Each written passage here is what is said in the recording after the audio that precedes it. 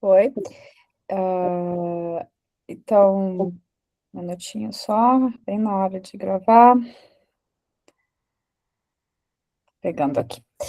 Então, pessoal, boa noite, né, a todas as pessoas inscritas aqui no curso, né, introdutório de Teoria da Justiça. A gente chegou na nossa quarta aula, o enfoque das capacidades.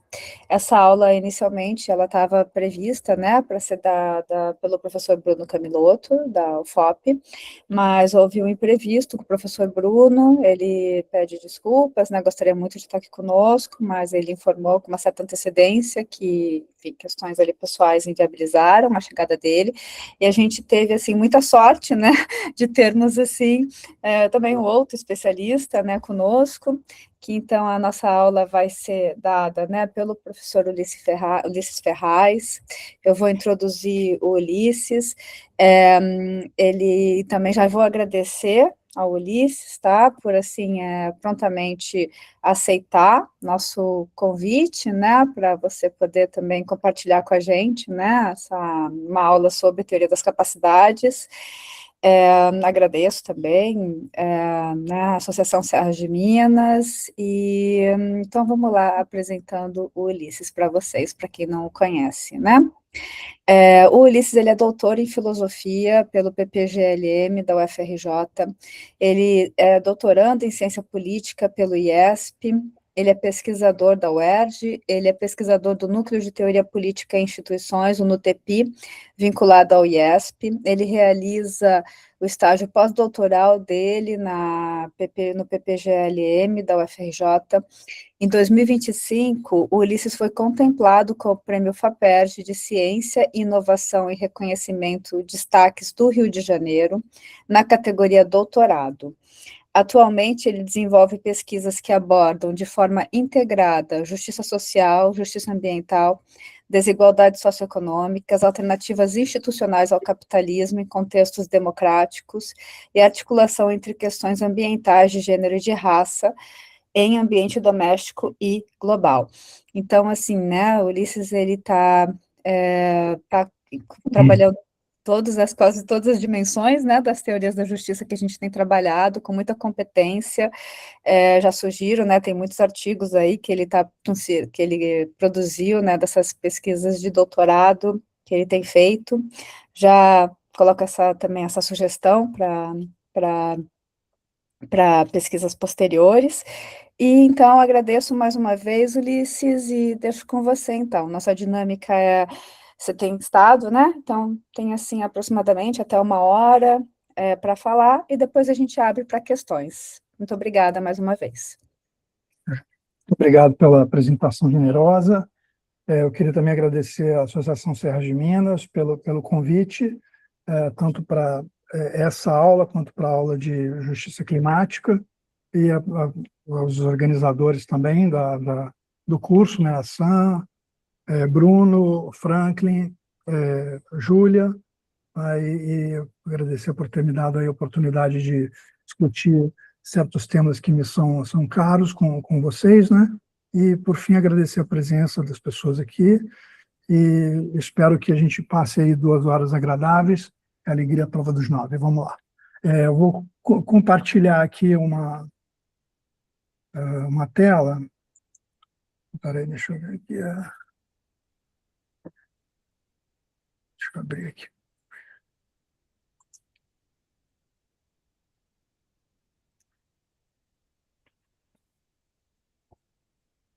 Então, ela não está aparecendo para mim. Aqui no Meet também não apareceu ainda. Só um minutinho. É.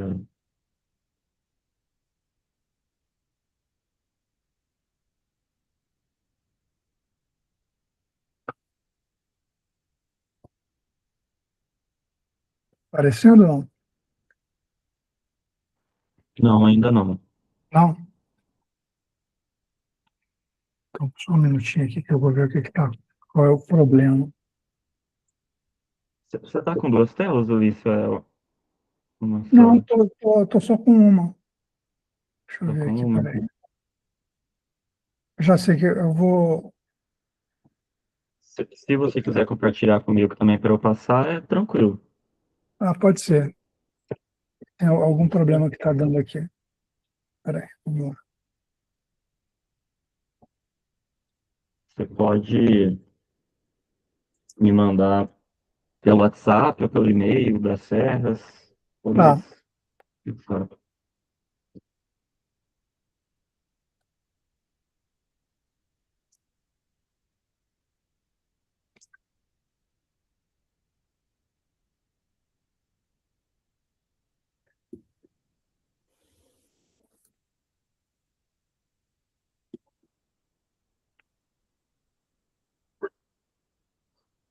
vamos lá.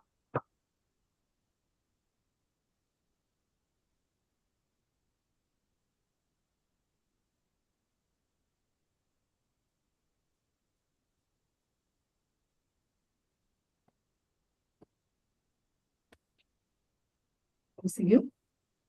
Eu vou mandar para eles. É, Para é você. esse que a Júlia mandou? Será? É o material de apoio Não, Enfoque. não, é outro É, material. tá. Eu mando para a Júlia ou mando para você? Pode mandar para mim.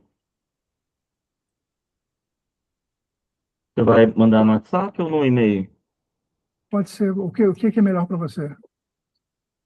WhatsApp é rapidinho. Se for rápido para você, pode ser aqui mesmo. Para. Peraí, só um minutinho. Eu não sei se eu tenho o seu endereço aqui, peraí. Tá. E você pode mandar também direto pro e-mail da Serra, se você quiser também, que for. Não sabe. É melhor, então. Vou mandar para o e-mail das Serras. Tá, joia.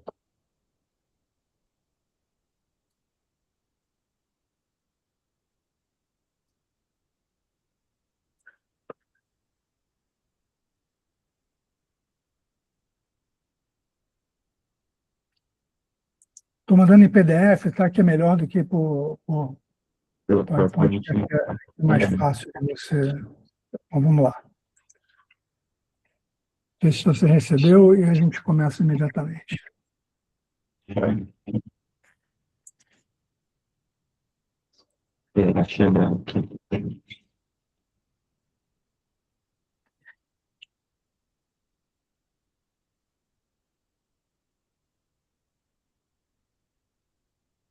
Bom, enquanto não abre a tela, eu vou já falando algumas coisas para a gente não ficar com esse tempo morto.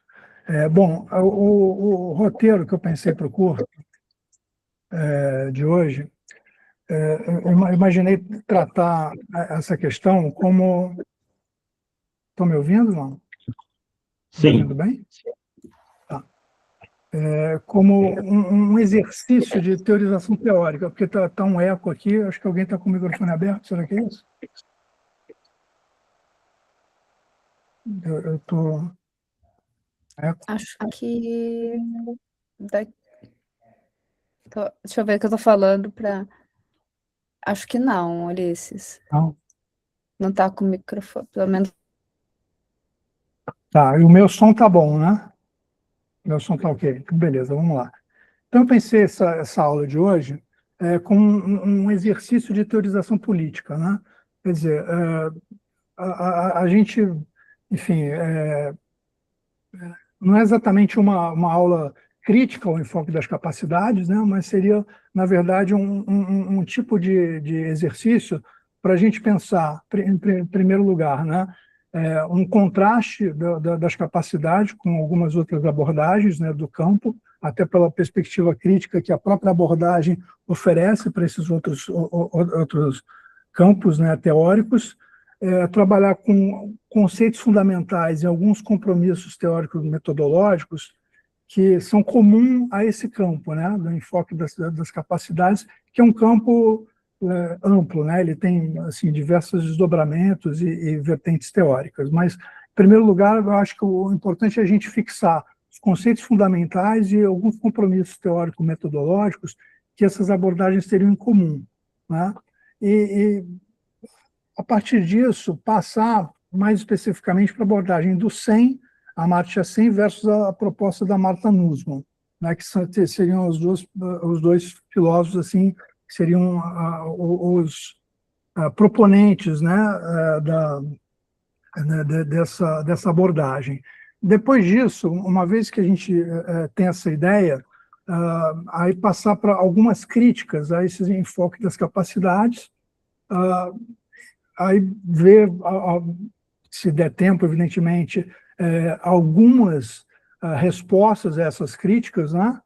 E, por fim, eu pensei em apresentar muito brevemente um exemplo de aplicação, né, como é que seria o enfoque das capacidades, por exemplo, aplicado à crise climática, né, e, por fim, deixar o espaço para discussões. Então, basicamente, essa é a proposta do curso, né, e a partir daí, bom, vocês estão vendo aí a apresentação, então vamos lá.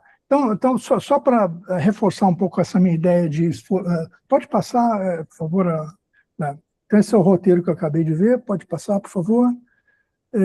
Então, essa proposta de investigação teórica, na verdade, né, em vez de ser um tipo de aula que a gente fica aqui mais pensando em termos o que eu vou aprender desse enfoque em termos mais assim de uma certa bagagem de informações, né? O que eu queria propor é mais uma espécie de atividade, né? Uma atividade investigativa, né? Para a gente procurar depois pensar, a partir do que a gente vai ver durante esse curso, que perguntas teóricas podem ser interessantes da gente pensar, o que a gente pode fazer em termos das nossas próprias pesquisas e por aí vai, né? Então, pode passar, por favor? Próximo slide. Então, a gente pode, de início, imaginar que existe uma premissa comum às abordagens de justiça que o Sen, o Amartya Sen, naquele texto clássico dele, né, que ele trata de igualdade de quê? Depois foi publicado num livro chamado Igualdade Reexaminada. Então, o que ele diz, o que ele sustenta é que as abordagens de justiça, né, dos arranjos sociais, elas sempre reivindicam a igualdade de alguma coisa, seja recursos, bem-estar, direitos, liberdades, né? E qualquer reivindicação de igualdade, ela pressupõe igual consideração entre as pessoas. Porque sem esse pressuposto de igualdade, qualquer teoria ela perderia a plausibilidade social, né? E além dessa questão da igualdade, quer dizer, meio que para tensionar essa questão de que as teorias elas sempre apresentam algum tipo de igualdade, a gente também tem um contraponto que é a heterogeneidade dos seres humanos e na multiplicidade de variáveis relevantes quando a gente estabelece qual é o nosso foco igualitário, digamos assim, né? Então, como a igualdade a igualdade em uma variável, ela pode implicar desigualdade em outras variáveis, e isso nos leva à pergunta que é igualdade de quê, né? Do que a gente está falando quando a gente fala de igualdade, em que, né, qual critério que a gente utiliza quando a gente quer comparar, né, alguma coisa sob esse guarda-chuva da igualdade. Pode passar, por favor?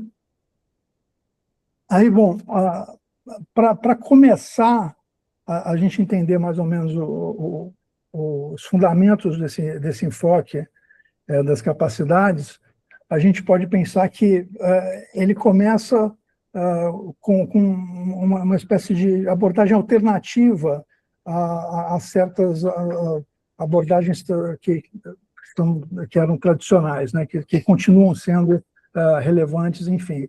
Ela surge como uma espécie de crítica a essas abordagens e uma alternativa que, segundo seus proponentes, seria mais adequada, né? Então, com relação ao utilitarismo, a crítica que a abordagem das capacidades faz é que ele se concentra em características mentais, como prazer, felicidade, desejos, né, características subjetivas. E isso pode ser restritivo para comparações interpessoais de bem-estar e privação, né? Além disso, essa crítica continua, desejos e habilidades para sentir prazer, elas podem se ajustar às circunstâncias, especialmente em situações adversas, né? Então, o cálculo utilitarista ele não leva em conta desigualdades na distribuição de utilidades, porque considera também apenas a soma total, né? E assegurar direitos e liberdades, ele não tem uma importância intrínseca, tem um valor apenas instrumental, e muitas vezes o utilitarismo pode dar margem, se levado às últimas consequências, a sacrificar direitos e liberdades em nome de uma soma maior de utilidade, né?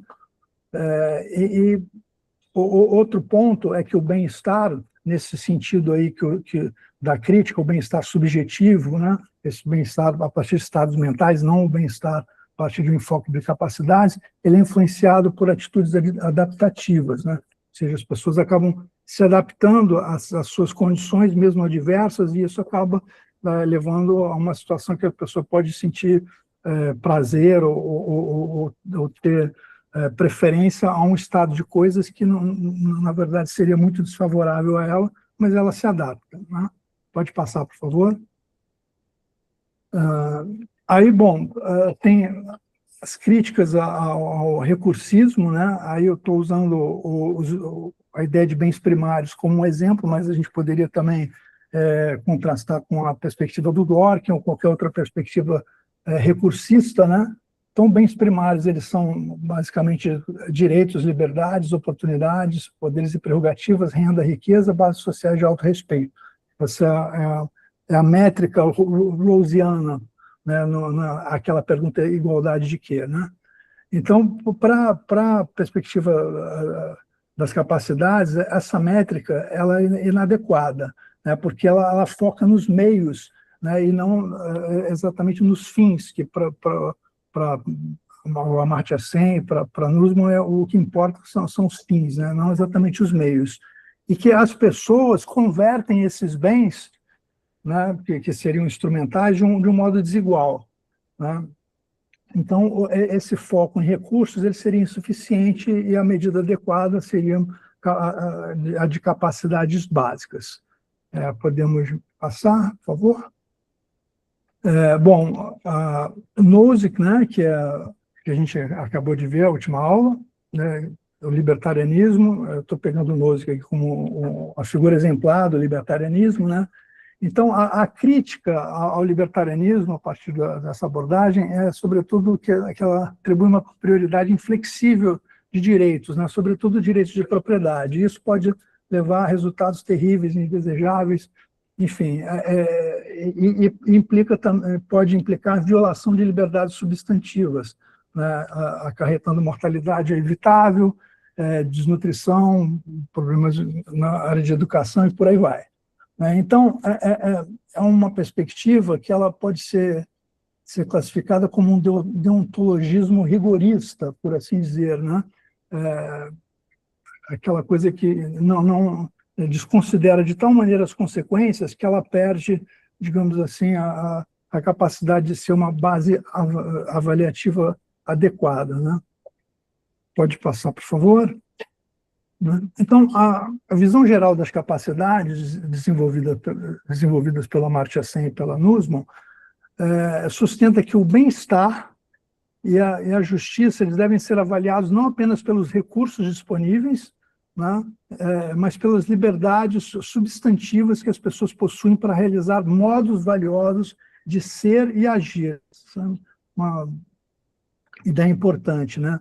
Seu ponto de partida é a crítica às perspectivas centradas em recursos ou utilidades, como a gente viu, e que são consideradas insuficientes para avaliar, né,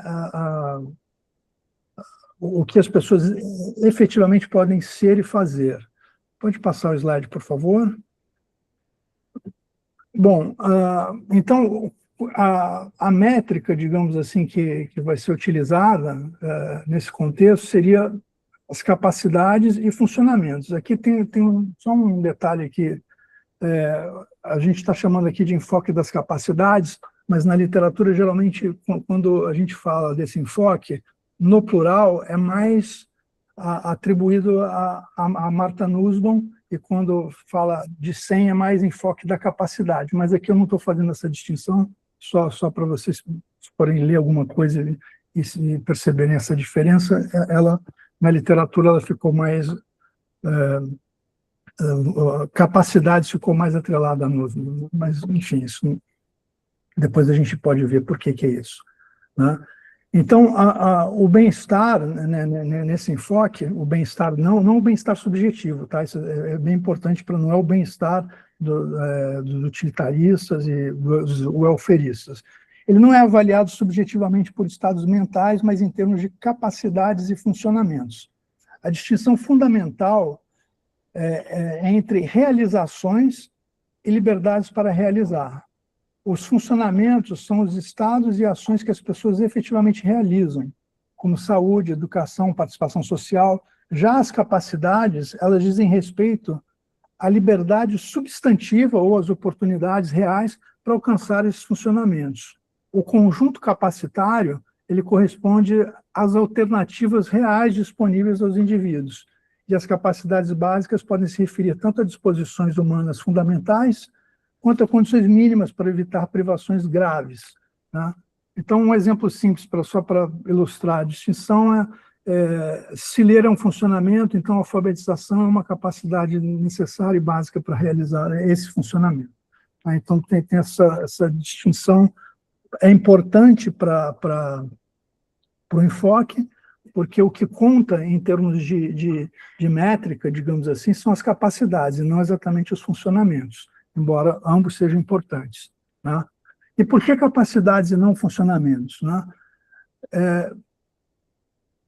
Os funcionamentos, eles não distinguem escolha de privação. O mesmo estado, ele pode resultar de decisão ou de falta de opções, como no caso clássico do jejum e da fome, né? Você pode estar no estado de fome porque você realmente não tem meios para se alimentar, não tem recursos para se alimentar, ou porque você simplesmente optou por fazer um jejum, né? Então, do ponto de vista das realizações, ambos seriam idênticos, mas do ponto de vista das capacidades, quem faz um jejum está no lugar da escolha, quem está passando fome está no espaço de capacidades reduzidas, né? E aí que ilustra a distinção. Por isso, importa considerar o conjunto de alternativas disponíveis, já que avaliar apenas o resultado ignora as opções reais que a pessoa pode escolher. Além disso, a liberdade de escolher tem valor intrínseco, e não apenas como meio para bons resultados, mas como parte do que conta na avaliação. E, por conta disso, as capacidades, elas como se... A gente pode dizer que elas refletem liberdades substantivas aí entendidas como efetivas, né? Poder fazer algo também implica poder não fazer. E não se pode inferir uma capacidade apenas a partir de um funcionamento realizado, né? Então, esse é um ponto também de distinção. Pode passar, por favor? Então, capacidades, elas são definidas como liberdades substantivas para alcançar esses funcionamentos, né? Então, a liberdade, nesse sentido, ela não se confunde com liberdade formal nem com liberdade de mercado, né? Porque diz respeito a oportunidades efetivas. O Sen, no livro dele, Liberdade como Desenvolvimento, ele vai dizer que as liberdades de mercado elas também são importantes, mas aqui é num outro contexto, não numa defesa à la Nozick, por exemplo, tá? Só para fazer essa distinção. Então, para que haja liberdade substantiva, é preciso acesso aos meios necessários e a ausência de impedimentos para realizar certos funcionamentos. Já os funcionamentos, eles correspondem às capacidades efetivamente realizadas, o que permite distinguir entre a liberdade, né, e a realização. Então, a gente poderia dizer que essa concepção de liberdade se aproxima, assim, grosso modo, à ideia republicana de não dominação, né? Tem diferenças, mas talvez ajude a compreender. Pode passar, por favor? Fatores de conversão. Bom, essa é uma ideia importante, né? As capacidades, elas dependem da possibilidade efetiva de converter recursos em funcionamentos, né? Os fatores de conversão, eles dizem respeito exatamente às condições que tornam essa conversão possível ou que limitam essa conversão. Então, esses fatores eles podem ser de três tipos. Fatores pessoais, que incluem características individuais, como habilidades, condições físicas, conhecimentos. fatores sociais que envolvem normas, políticas públicas, discriminações e relações de poder, e os fatores ambientais, né, que dizem respeito à infraestrutura e às condições físicas e institucionais do contexto social. Então, esses fatores de conversão que importam para você justamente converter recurso, né, em funcionamentos. Outra ideia importante para o enfoque é essa distinção entre meios e fins.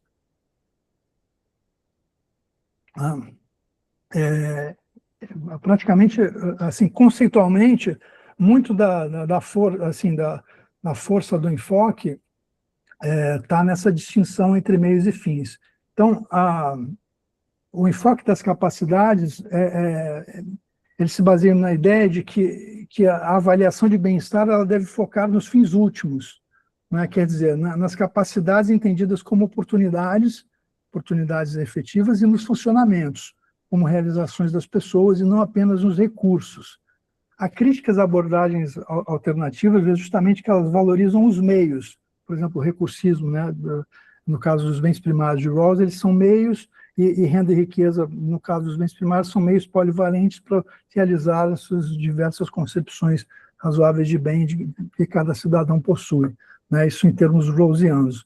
Para a abordagem das capacidades, se você foca nos meios, você ignora que os indivíduos diferem na capacidade de transformar esses meios, esses recursos, né, em oportunidades reais.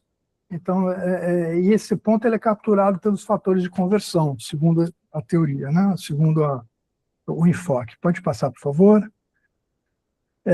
Outra coisa importante para o enfoque é que reconhece a diversidade humana como uma força teórica central e critica abordagens que tomam um padrão dominante e ignoram indivíduos que se afastam dele, né? Como as pessoas com deficiência. Isso aí é uma crítica também aos bens primários, né? Quer dizer, está dizendo que os bens primários eles abordam, quer dizer, eles tratam as pessoas em geral a partir de um certo padrão de uma faixa de normalidade, digamos assim, né? E isso seria, no caso, uma falha da perspectiva de bens primários, porque você ignora como essas pessoas, por exemplo, pessoas com deficiência ou mulheres ou grupos marginalizados converteriam recursos em funcionamentos, né? Então, a ideia é que, ao ampliar a base informacional para incluir dimensões como relações sociais e cuidado, a abordagem consegue capturar aspectos que métricas padronizar, metas padrão, né, como dos bens primários, elas não capturariam, né? Então, a alegação é que isso torna a perspectiva, a avaliação mais precisa, né? Você tem um ganho teórico em termos de precisão. E, além disso, quando você enfatiza no fator de conversão, o enfoque mostra que cada indivíduo ele possui um perfil único de conversão, que é influenciado por características biológicas, sociais e geográficas. Pode passar, por favor. Bom, a agência humana, né? Esse é um outro ponto que é importante também para a capacidade, para o enfoque. A agência é o que permite aos indivíduos que eles sejam participantes ativos do seu próprio desenvolvimento, em contraste com uma visão mais passiva de bem-estar, né?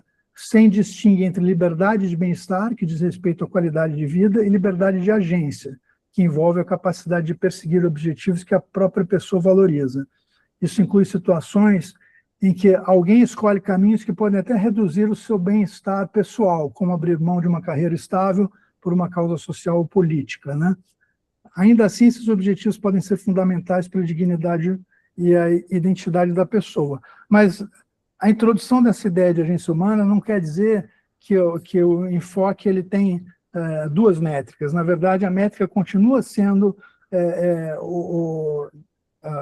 o bem-estar, né? Assim, o bem-estar interpretado como realizado pelas capacidades, né? mas ela introduz uma ideia de que cada um também tem uma certa responsabilidade na verdade, pelo que o que você faz no seu espaço capacitário, né, em termos de conversão de recursos em funcionamentos, né, isso na linguagem dessa perspectiva, né? Então, isso é uma questão importante. Pode passar, por favor? Bom, as comparações interpessoais de bem-estar, né, para o enfoque das capacidades, elas são fundamentais para a formulação de políticas públicas, né, políticas sociais e econômicas justas, como tributação, seguridade social, redistribuição. E, ao comparar níveis de bem-estar entre indivíduos e grupos, com essa métrica das capacidades, né, alega-se que é possível identificar desigualdades e avaliar a necessidade de determinadas políticas. Então, nesse contexto, funcionamentos e capacidades oferecem, segundo esse enfoque, né, uma métrica mais adequada. Então, os funcionamentos, como a gente já repetiu aqui, dizem respeito ao bem-estar realizado, enquanto as capacidades captam a liberdade de escolha em termos de oportunidades reais. A gente vai ver que tem muita sobreposição na apresentação, mas é que esses conceitos eles são um pouco, às vezes, eles causam um pouco assim de ambiguidades e dificuldades na compreensão, então a gente vai, às vezes, repassando para que isso vá ficando mais sedimentado, né? Então, pode passar o slide, por favor? Então, compromissos normativos, né? Quais seriam os compromissos? Aqui eu fiz uma separação entre compromissos normativos, compromissos ontológicos e epistêmicos, né? É um esforço de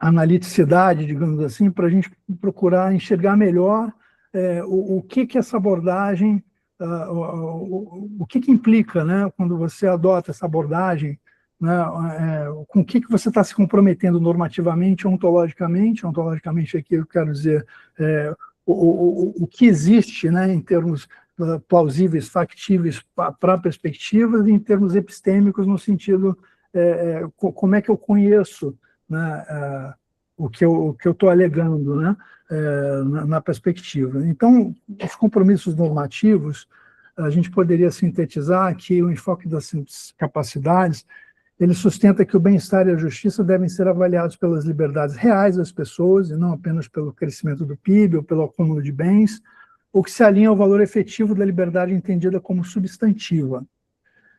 Também afirma a centralidade da pessoa humana como fim em si mesmo, né, e orientando políticas para ampliar essas possibilidades de vida. A normatividade ela está centrada na qualidade de vida e na agência individual, para além das métricas monetárias. Outro ponto importante é que a abordagem combina individualismo ético, ou seja, a unidade, o concernido, né, moral seria o indivíduo, porque toma cada pessoa como unidade última de consideração moral, com um horizonte universalista e cosmopolita. Pode passar, por favor? Agora, os compromissos ontológicos, né? A ontologia do desenvolvimento humano reconhece que esse indivíduo está inserido em contextos sociais e institucionais, independentemente dessa abordagem estabelecer o indivíduo como unidade básica do valor moral. Ou seja, o individualismo ético ele não se transforma em individualismo ontológico ou metodológico, se você quiser, né? Então para essa abordagem existe um reconhecimento de que os contextos sociais e institucionais importam, né? E, ao mesmo tempo, trata o indivíduo como um agente ativo e não como um mero beneficiário passivo do crescimento, de modo que o desenvolvimento pressupõe agência e capacidade de participação e decisão. E a realização das capacidades individuais depende desses contextos mais amplos, incluindo as dimensões sociais, institucionais, familiares e culturais. Essa perspectiva, ela também afirma a dignidade igual dos indivíduos, reconhecendo que diferenças como gênero, classe, saúde, elas impactam a realização dos funcionamentos básicos. A gente pode dizer também que ela trabalha com a ideia de uma pluralidade inerente, na medida em que cada pessoa valoriza objetivos distintos, o que fundamenta o pluralismo de valores. Quer dizer, para esse enfoque, o pluralismo ele é um fato, o common laws, né, que é o fato do pluralismo, ele está presente, né? Podemos passar para o epistêmicos. Bom, epistemicamente, o enfoque das capacidades adota uma postura pragmática e empiricamente informada, né, priorizando avaliações comparativas concretas em vez de abstrações. Aí o exemplo do IDH, né, o Índice de Desenvolvimento Humano, que não captura todas as capacidades básicas, mas pretende ser uma operacionalização dessa perspectiva, né? Então, ela combina indicadores de saúde, educação e renda para medir conquistas básicas e corrigir um foco restrito em indicadores de crescimento econômico. Então, a gente pode dizer que a abordagem ela faz um uso de um instrumentalismo epistêmico, que utiliza dados mensuráveis como proxies das capacidades. Ao mesmo tempo, o enfoque enfatiza a importância da discussão pública e da participação democrática como meios de validar os julgamentos de valor envolvidos na seleção e priorização das métricas e indicadores. Quer dizer, nesse caso, a democracia parece ter um valor epistêmico para as capacidades, né? Na hora de você decidir quais são as capacidades que devem ser garantidas em termos de políticas públicas e por aí vai. Pode passar, por favor. Como é que a gente está de tempo? Tem ainda, acho que você está uns 20, 25 minutos falando, tem bastante tempo ainda. Então tá bom. Desculpa o atraso no começo, eu não sei o que aconteceu aqui, eu estava com as janelas abertas, mas por alguma razão não estava compartilhando. Mas vamos lá. Bom, princípios subjacentes às capacidades.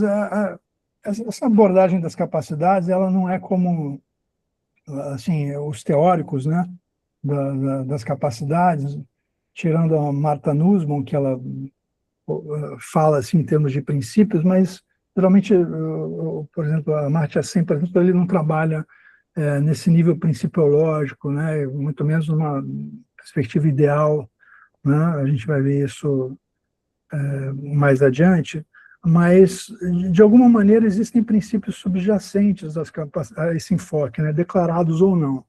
Então, a gente pode dizer que elas compartilham, em linhas gerais, um foco no que as pessoas são capazes de fazer e ser, além de um compromisso com alguns princípios centrais, né? Acho que o principal deles é essa ideia kantiana de tratar cada pessoa como um fim em si mesmo, né? Também se prioriza a escolha e a liberdade em vez de realizações efetivas. O foco não está nas realizações efetivas, mas na escolha, né? Nessa escolha qualificada, digamos assim, né? Uma escolha informada, qualificada, com os meios para você exercer essa escolha, com as oportunidades, né? Dentro daquele espaço capacitório que a gente falou, né? Também e ainda o compromisso com o pluralismo de valores, né, que a gente já falou, estamos repetindo aqui, mas para consolidar, e o reconhecimento de injustiças sociais arraigadas e a atribuição ao Estado de uma tarefa urgente no enfrentamento dessas desigualdades. Então, também tem alguma coisa que norteia um enfoque que está mais focado em injustiças do que em princípios de justiça ideal e por aí vai, né?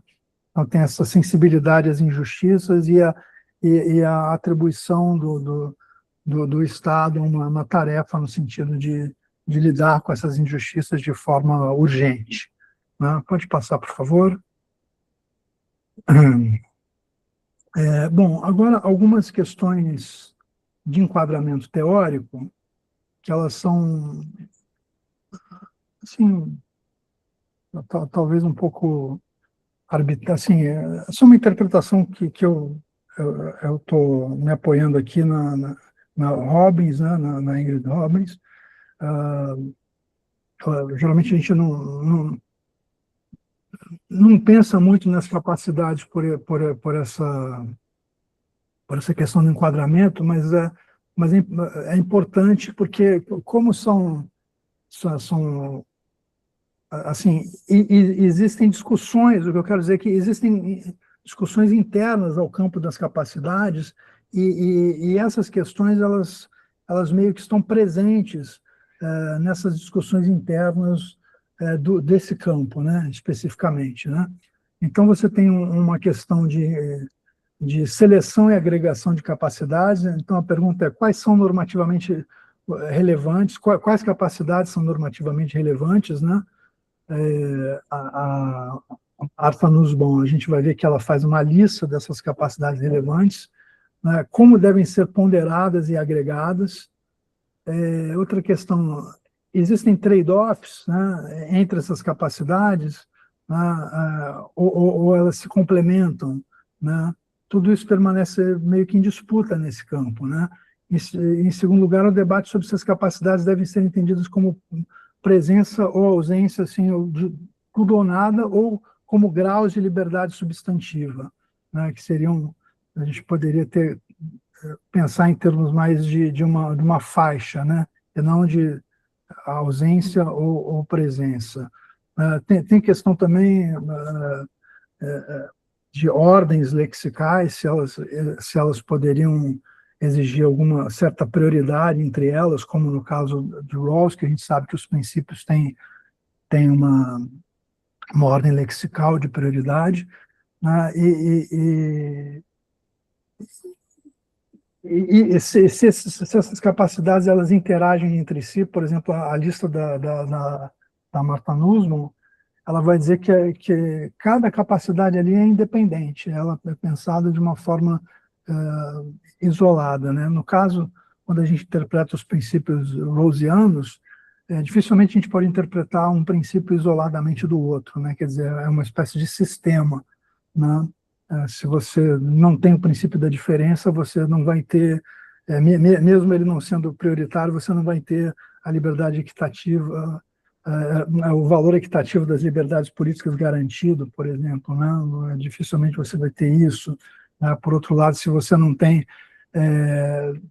essa preocupação com liberdades políticas garantidas, o princípio da diferença ele também não pode, sob o pretexto de favorecer os menos, os que têm ali, digamos assim, seriam os menos favorecidos, você também não pode permitir desigualdades elevadas a tal ponto que permitam que uma parcela que detém riqueza, poder econômico, capture o poder político, inviabilizando o primeiro princípio do mesmo modo. Então, nos princípios rawlsianos, você tem ali muita complementaridade, né? E aqui no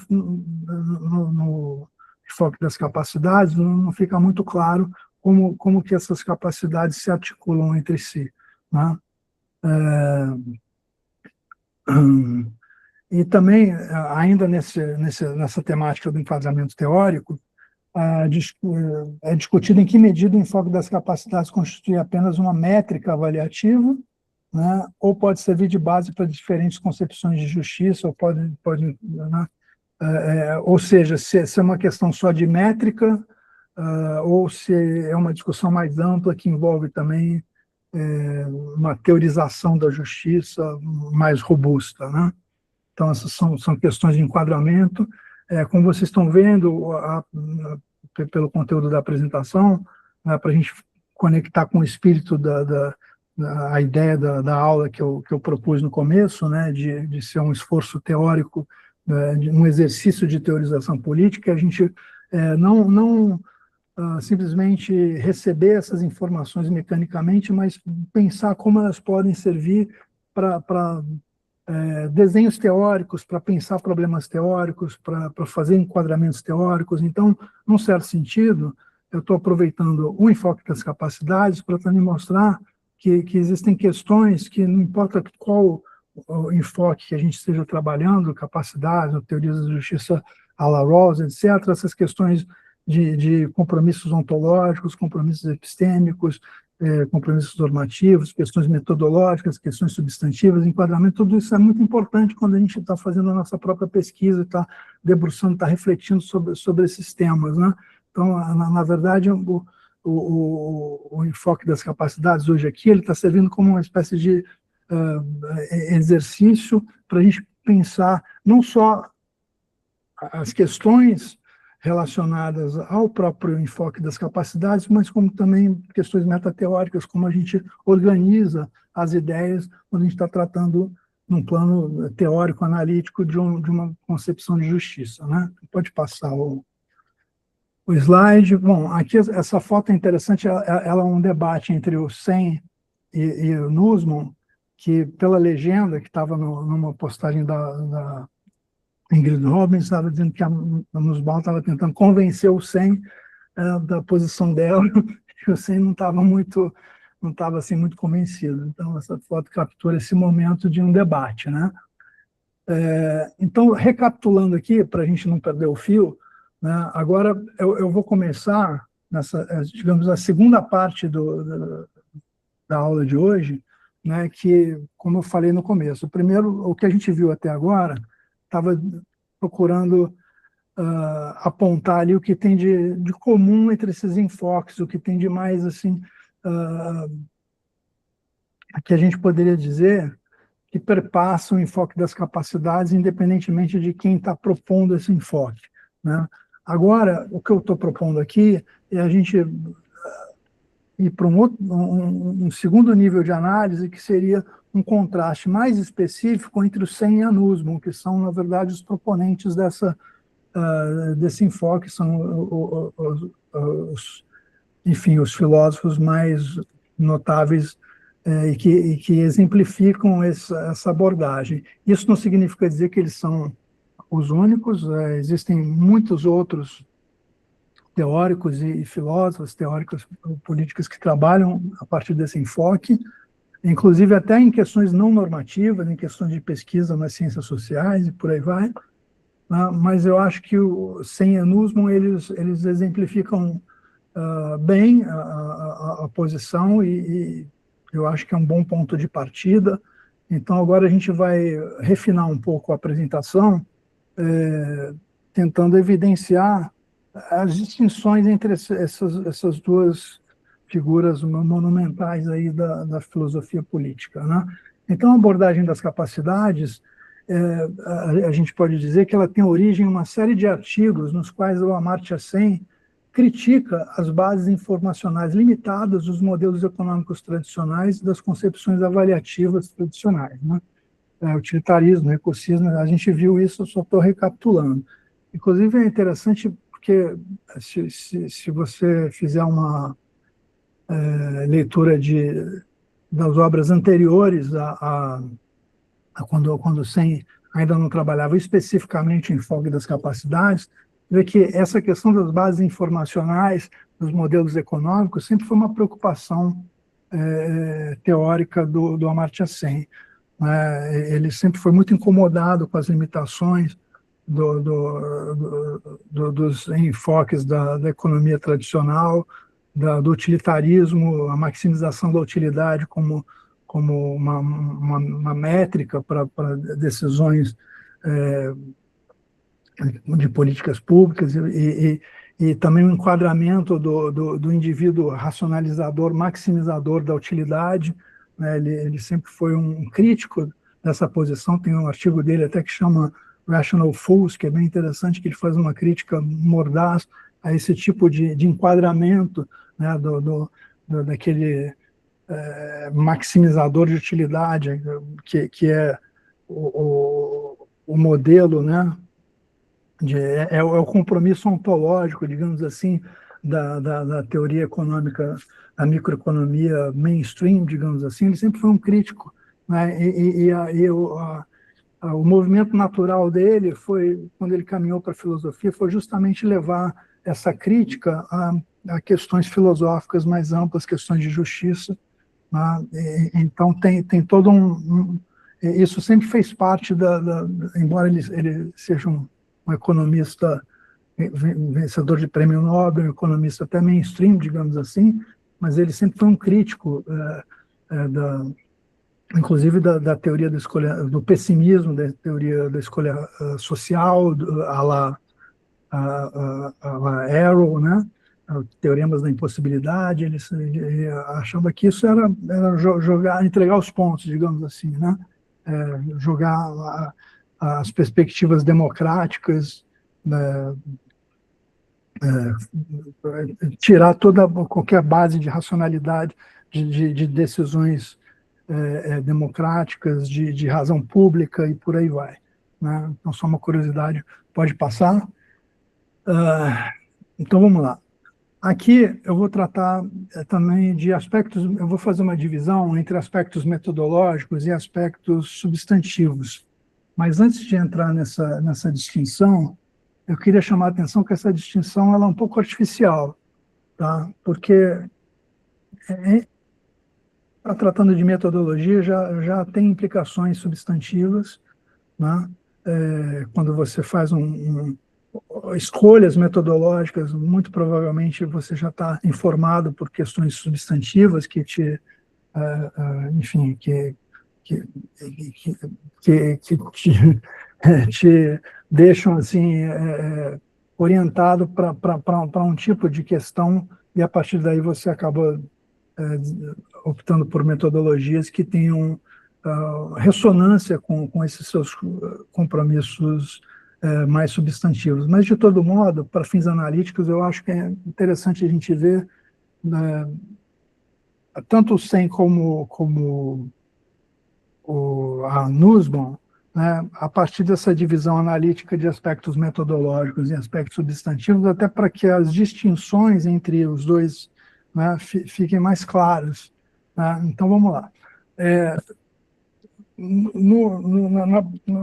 Na parte metodológica, me der água aqui que minha garganta, espero que o Fluminense não esteja tomando uma goleada, mas eu prometo que eu não vou olhar. Vamos lá. Nos aspectos metodológicos aqui do Sen, a gente pode dizer rejeição às teorias ideais, né, que ele chama de abordagens transcendentais ou institucionalismo transcendental, né?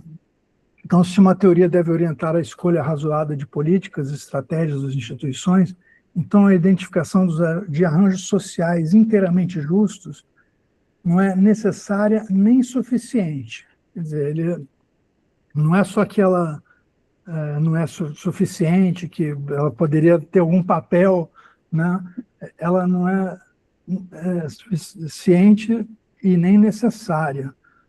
Isso na ideia de justiça, ele dedica um capítulo ou dois para reforçar essa argumentação. Ele usa alguns exemplos que eu acho até um pouco forçados, né? Um exemplo, só para ilustrar, ele fala, bom, se você quer comparar, sei lá, o Corcovado com um ou dois irmãos, você não precisa saber a altura do Everest como sendo o modelo ideal de altura, né? Acho que, enfim, dá para entender o ponto, mas parece assim, um pouco caricatural, mas, enfim, eu não vou entrar nesse tipo de mérito, mas só para ressaltar que para o Sen, teorias ideais, elas são, na verdade, deletérias, elas jogam contra, elas são parte do problema. Tá? Isso é importante a gente ter bem fixado. Então, você tem ali uma abordagem comparativa, né? O Sen defende um enfoque fundado na argumentação pública racional, deliberação democrática, fundada na teoria da escolha social, mas na teoria da escolha social como ele entende, né? Em favor de alternativas que poderiam ser concretamente realizadas. Então, ele desenvolve uma teoria também da escolha social própria, que na verdade, rejeita, né, as conclusões a la Kenneth Arrow e por aí vai, essas conclusões que são bem pessimistas, né, sobre a racionalidade das decisões coletivas, né? Essa coisa de que você, se cada um seguir, tomar suas decisões baseadas nos seus interesses, coletivamente isso se torna os resultados são impossíveis, né? Você não tem uma coerência entre o que é decidido no plano individual para as decisões coletivas, né? Então, o Sen rejeita essa ideia, né? Então, ele defende uma perspectiva de teoria da escolha racional. Ele usa o espectador imparcial, que ele vai tirar ali do Adam Smith, que contrasta com as partes, né, na posição original de Rawls, que elas seriam, na posição original, essas partes elas são participantes de um contrato numa sociedade específica, ali representam cidadãos de uma sociedade fechada, né, e tem o véu de ignorância, que é isso no Rawls, né, que as partes não conhecem certas particularidades dos seus representados para criar um ponto de vista de imparcialidade, um ponto de vista de equidade, e que a decisão acerca de princípios de justiça não seja influenciada por barganha ou por vieses e por aí vai. Em vez disso, o Sen lança a mão desse espectador imparcial do Adam Smith, né? É um dispositivo que, segundo ele, permite uma imparcialidade aberta, que convida perspectivas externas para o debate, evitando preconceitos locais, paroquialismo, e que isso se cristalize como justiça, né? O que ele está dizendo é que a metodologia do Rawls ela é uma imparcialidade fechada, né, que só conta aqueles participantes daquela sociedade e com o espectador imparcial do Adam Smith você teria uma abertura, né, dessa imparcialidade, porque não está comprometido com nenhuma ideia de contrato social, nada disso, né? Então, deixa eu ver o que mais aqui que a gente tem para falar sobre metodologia. Pode passar o slide, por favor. Bom, aspectos substantivos. É claro que isso aqui não esgota, tá? Essas questões todas. Eu só estou fazendo um recorte aqui para a gente entender um pouco o que está em jogo nessas discussões, né? Então, do ponto de vista substantivo, o Sen propõe que as capacidades constituem o espaço informacional da justiça. A gente já viu isso. De modo que a avaliação deve incidir sobre liberdades reais, já vimos isso, das pessoas para realizar funcionamentos que essas pessoas têm razão, têm motivos para valorizar. Então, a pobreza ela é entendida como privação de capacidades e não apenas como insuficiência de renda. E, além disso, a liberdade é concebida simultaneamente como fim e meio do desenvolvimento, possuindo valor intrínseco e instrumental. E, finalmente, como a gente já viu, a justiça envolve a ampliação da condição de agente das pessoas em um contexto que reconhece pluralidade de valores. Então, acho que... tá. Acho que pode passar o slide, depois a gente volta, se for o caso. Isso aqui é importante, né? Quais são os compromissos igualitários, né, do enfoque das capacidades, né, nessa perspectiva do Sen, né? Então, o Sen ele pode ter dado a impressão de defender uma igualdade estrita, né, ao formular a pergunta igualdade de quê? Mas uma leitura mais cuidadosa ela mostra que, na verdade, se trata de uma investigação. O que ele quer com essa questão de igualdade de quê é uma investigação sobre qual variável que deveria ser igualada, né? Então, utilidades, pesos de utilidades iguais, recursos iguais, e por aí vai. O foco das capacidades são as capacidades, né? O espaço ali que você entende que essa é a variável que deve ser igualada. Mas o Sen, ele nunca se comprometeu com uma única regra distributiva, né? E talvez até isso se explique, explique por que ele se recusa a construir uma teoria da justiça plenamente definida, desenvolvida, né? Em vez disso, ele se concentra em analisar situações reais de injustiça, né, o foco na injustiça, que a gente já viu, e não exatamente em princípios de justiça, e como elas podem ser transformadas, superadas.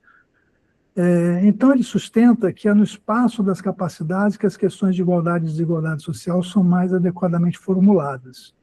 Então, não tem ali um compromisso igualitário no sentido tradicional de recursos, uma igualdade estrita, e nem mesmo uma igualdade à la Rawls, um liberalismo igualitário, né, que admite um certo nível de desigualdade, mas desigualdades constrangidas, né, pelos próprios princípios. Então, isso ele deixa a coisa mais em aberto, né? Próximo slide, por favor.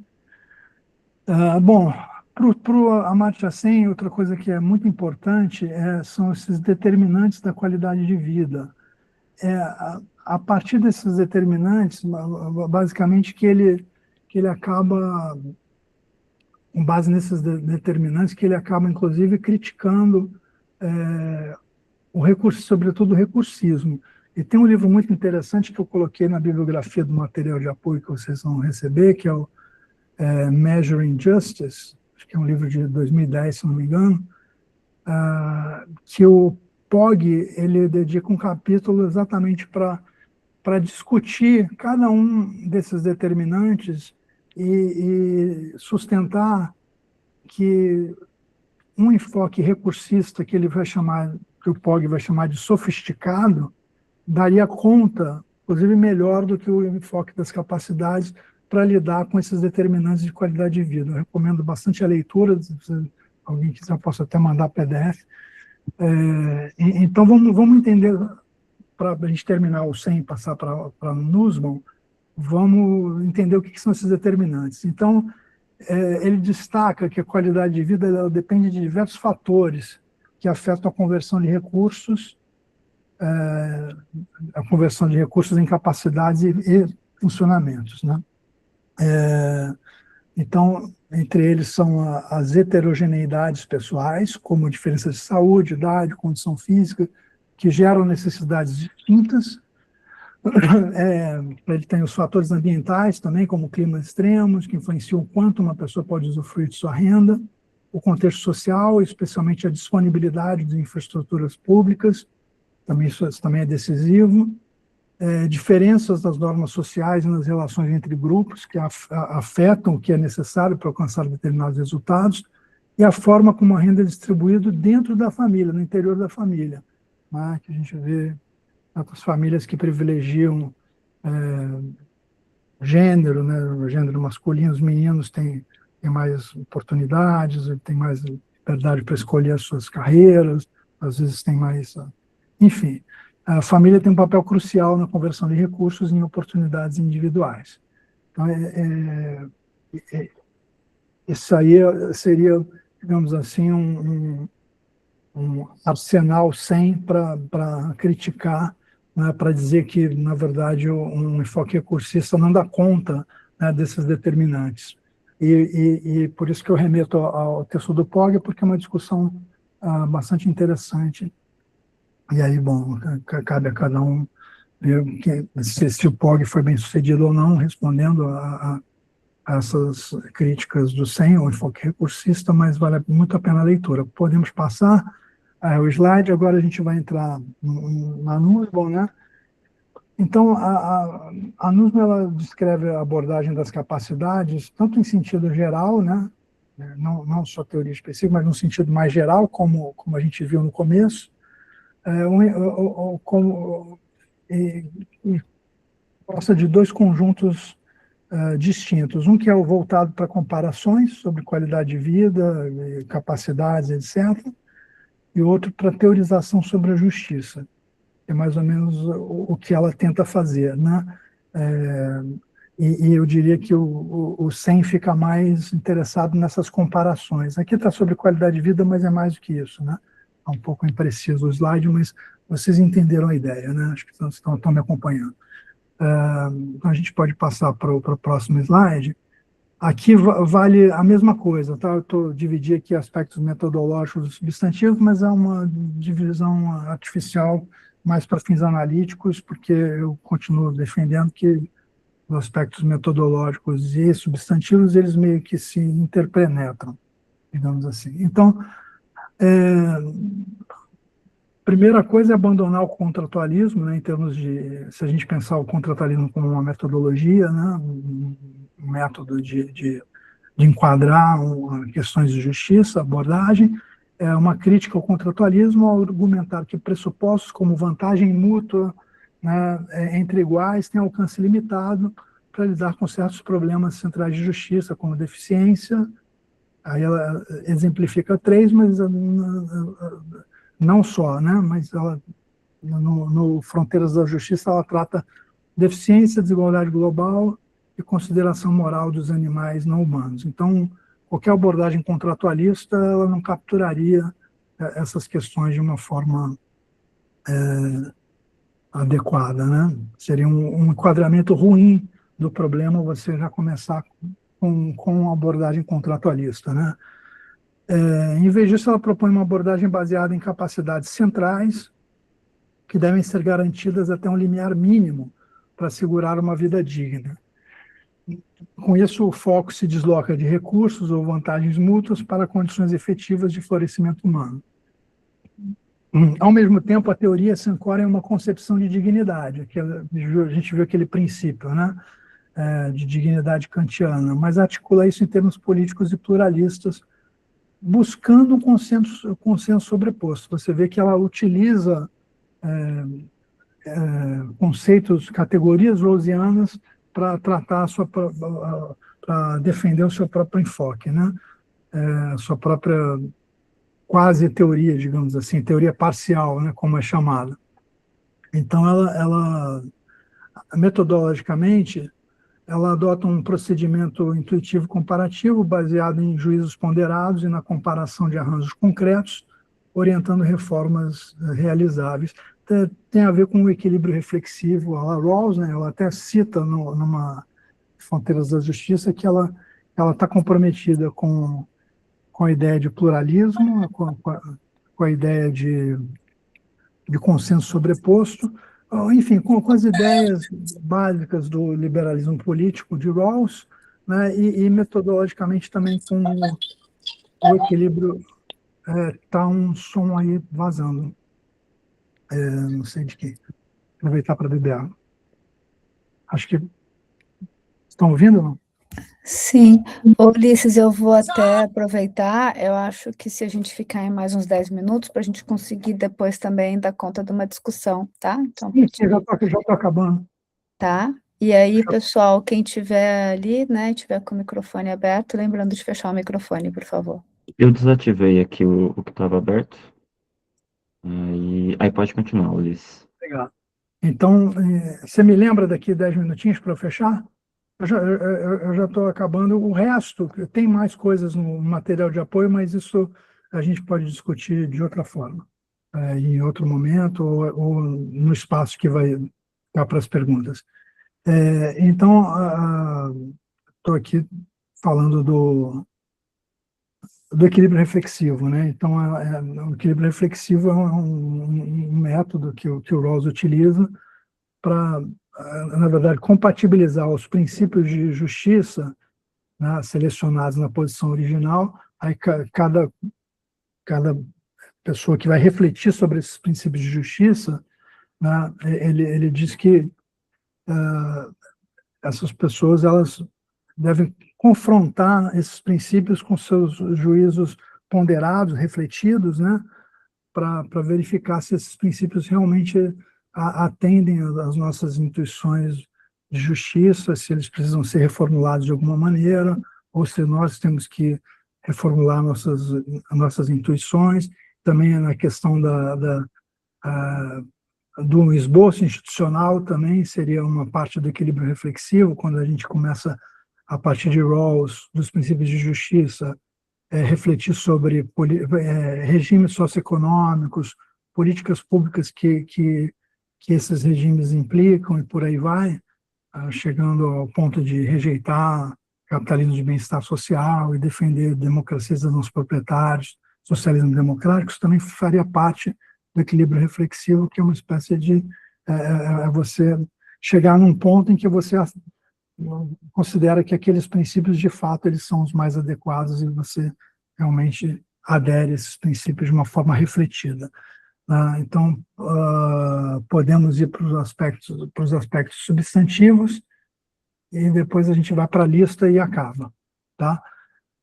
Do ponto de vista substantivo, a Marta Nussbaum propõe que as capacidades constituem a métrica da justiça, de modo que a avaliação deve incidir sobre as oportunidades reais das pessoas para desenvolver e exercer funções humanas centrais.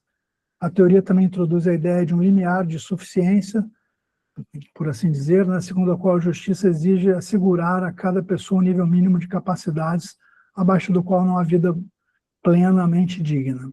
Além disso, ela afirma o princípio de que cada pessoa deve ser tratada como um fim em si mesmo, o que implica rejeitar formas de agregação utilitarista e, por fim, a abordagem amplia o escopo da justiça ao incorporar demandas relativas à deficiência, à ordem global e aos animais não humanos. Os compromissos igualitários. Pode passar, por favor? Bom, ela procura ir além do uso meramente comparativo do espaço das capacidades, ao articular uma concepção em que as capacidades combinadas com a ideia de um nível mínimo servem de base para princípios constitucionais centrais que os cidadãos têm o direito de exigir de seus governos. Nesse contexto, a noção de limiar é mais importante do que a ideia de plena igualdade de capacidades, já que assegurar esse mínimo já impõe um padrão exigente que ainda não foi plenamente alcançado.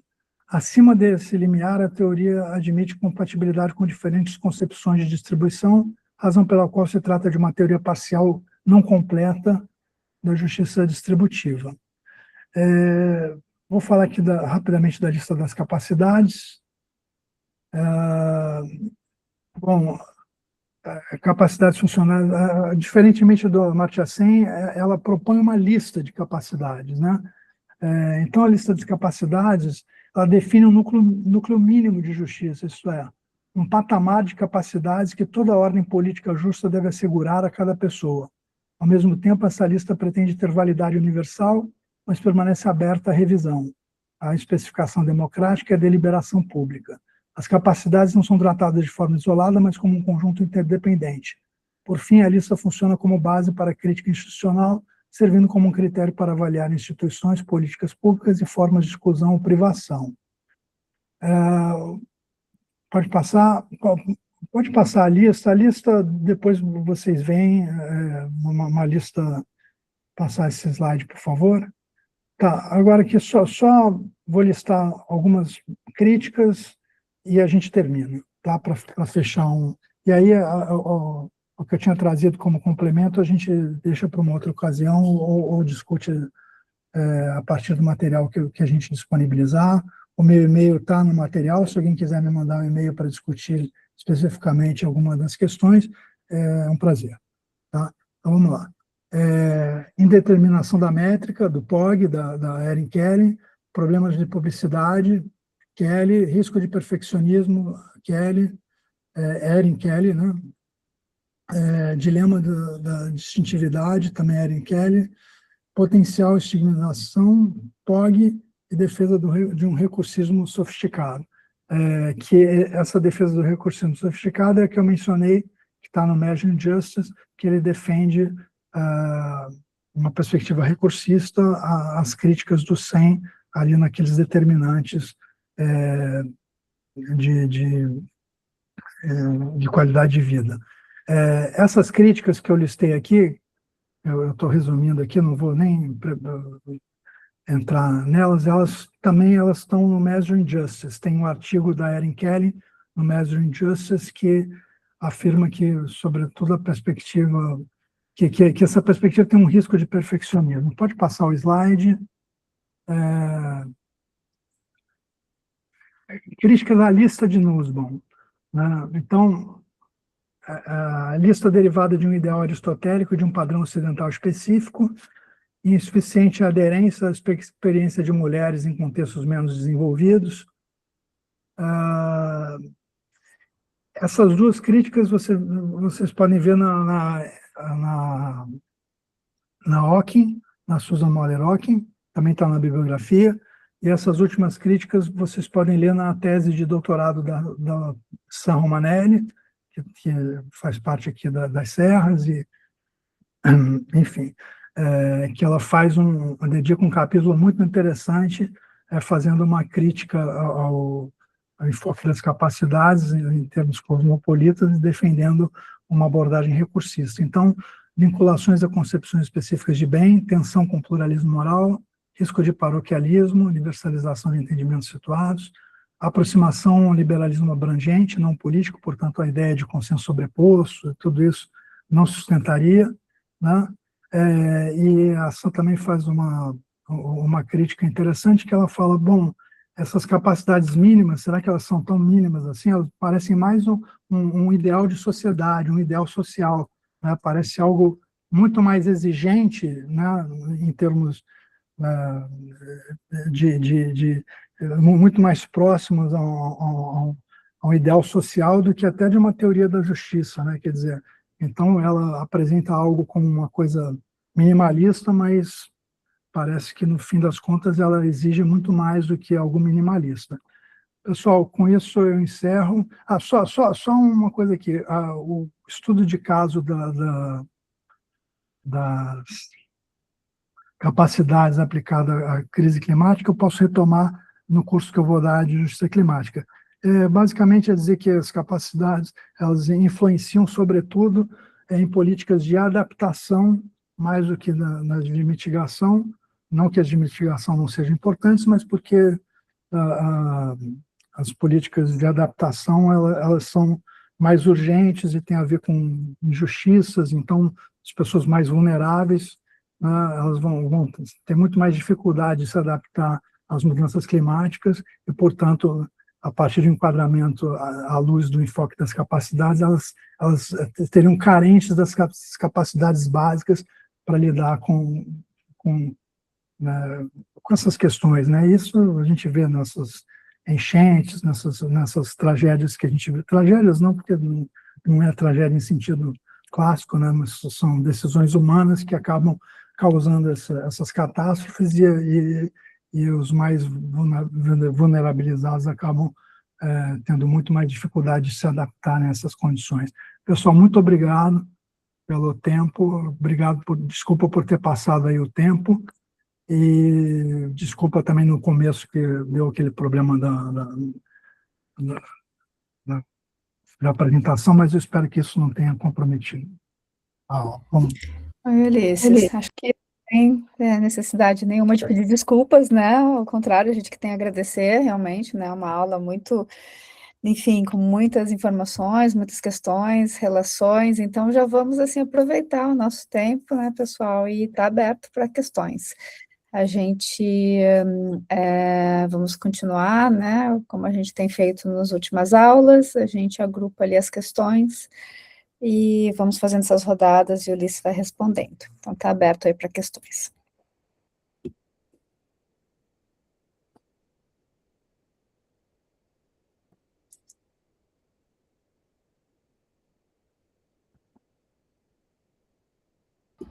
Oi, Rangel. É uma questão. Aí eu vou esperar para ver se tem mais. A gente faz em blocos, né?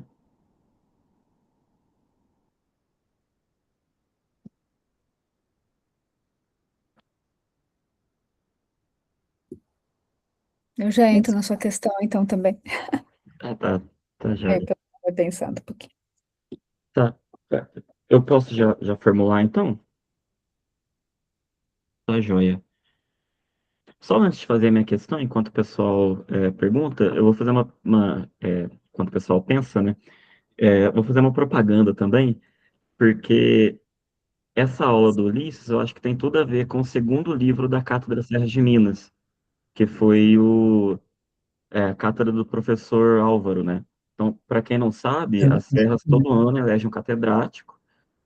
Esse catedrático apresenta um texto original, que está na mão ali do Ulisses. A gente convida pessoas para comentar.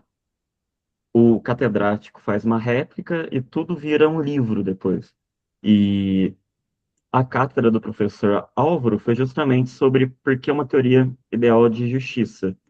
e está bastante dentro da discussão aquela discussão principalmente metodológica, né, que o Ulisses ia abordar. Eu vou colar aqui no link, colar o link aqui no chat, e aí quem tiver interesse, os livros estão aí, é só clicar para acessar. Eu tenho uma pergunta, eu acho que é um pouco específica, das críticas que o Sen faz ao libertarianismo.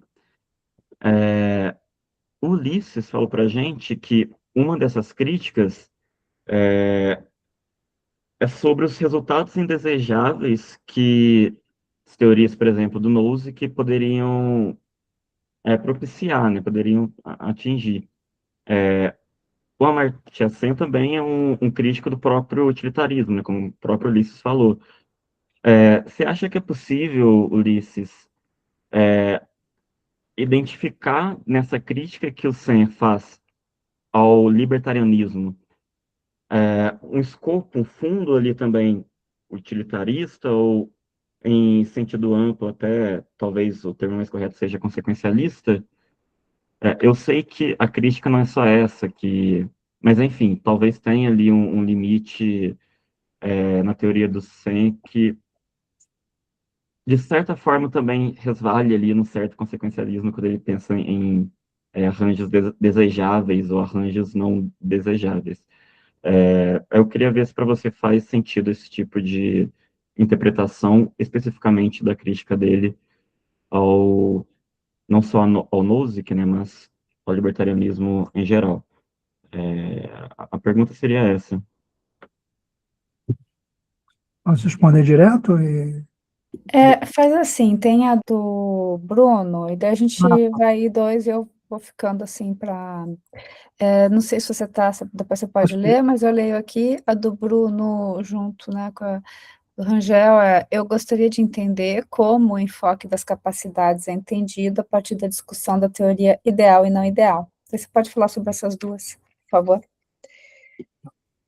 então, acho que posso começar com o gel, né? Bom, a, a- eu acho que o Sen, quando ele critica a- o libertarianismo, né? Ele faz uma crítica a partir das consequências. Ele está, na verdade, ele está querendo dizer ali que o libertarianismo ele é, ele é tão intransigente, né, com a defesa dos direitos que ele considera como fundamentais, como a gente viu na aula do Núncio. Quer dizer, é um deontologismo tão rigorista que isso faz com que a, a, a teoria ela fique vulnerável a uma certa insensibilidade às consequências, né? Tem uma passagem em uma teoria da justiça, e o Sen, evidentemente, é um leitor de Rawls, né? Inclusive resenhou a primeira edição de uma teoria da justiça, e embora ele seja um crítico, ele é muito tributário ao Rawls. Ele fala que tudo que ele aprendeu em filosofia política, em teoria da justiça, ele deve ao Rawls. Tem uma passagem logo no começo de uma teoria da justiça que fala que qualquer teoria que seja insensível às consequências é uma teoria nefasta, uma teoria que você não tem como, né, sustentar, ela não tem plausibilidade social, né? Então, me parece que o que ele está querendo dizer aí, né, o cerne dessa crítica, é claro que ele também vai dizer que tem outros problemas, né? É, é,